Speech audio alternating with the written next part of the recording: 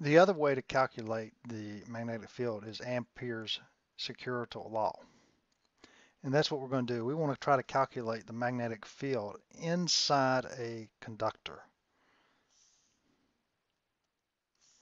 Let's first consider a long cylinder with uniform current 40 amps. Now, uniform current means it's uniform current density. And if for any little section through that conductor, it has the same current. Its radius is 2 centimeters. Calculate the magnetic field at 1.5 centimeters inside the conductor. Now at this point, you can pause the video and go ahead and attempt to do the complete calculation, and then play the video. Or you can play the video and try to calculate each step as it comes up in the video. I show here a conductor with current moving through the conductor. It has a radius of 2 centimeters. In order to calculate the magnetic field, I must use the Biot-Savart law or Ampere's securital law for this case. Now, write down why you think the Biot-Savart law does not apply to this case, or does it apply to this case? Pause the video and write your explanation. Also write why you don't think, or why you think the Ampere's securital law might apply.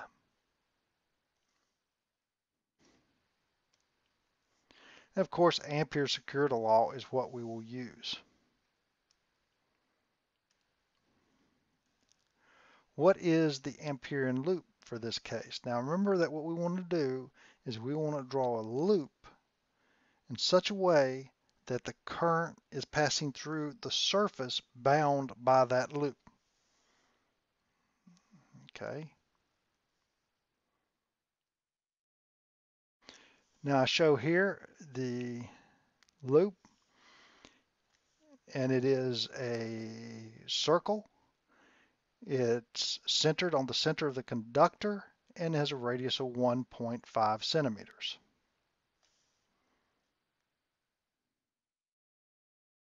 Now, what is the current density for this conductor? Now, remember what current density is. Pause the video and write down your answer. Well, the current density is the current per unit area, and we've said that it's uniform. So we're going to have a uniform current density is 3.183 times 10 to the fourth amperes per meter squared. Now, what is Ampere's securital law?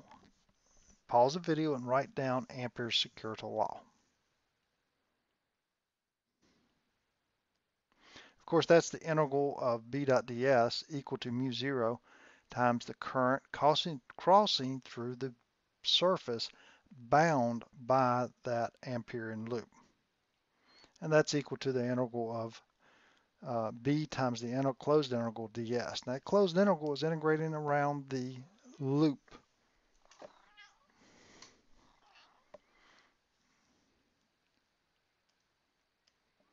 How much current crosses the surface bound by the Amperean loop? Okay, take a few minutes, pause the video, and try to calculate that.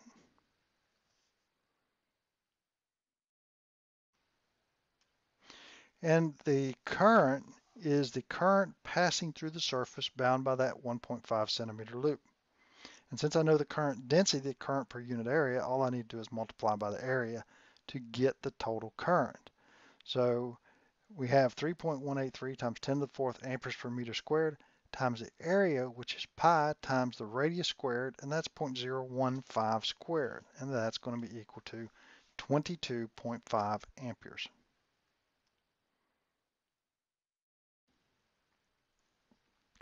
Now we have that b times the closed integral ds is equal to mu 0 times 22.5. Well, now what is this closed integral ds? What is that number? Pause the video and calculate it. Of course, that's equal to 2 pi times 0.015. It is simply the circumference of the Amperian loop, and that's equal to 0.047 meter. Now calculate B based on Ampere's security law. Pause the video. And of course we have B times the circumference around the loop, which is 0.047, is equal to mu naught times 22.5 amps. Putting in the values for mu naught dividing by 0.047, we obtain a final value of 3.0 times 10 to the minus 4 Tesla. And we have successfully calculated the magnetic field inside the conductor at a radius of 1.5 centimeters. And that is end of problem.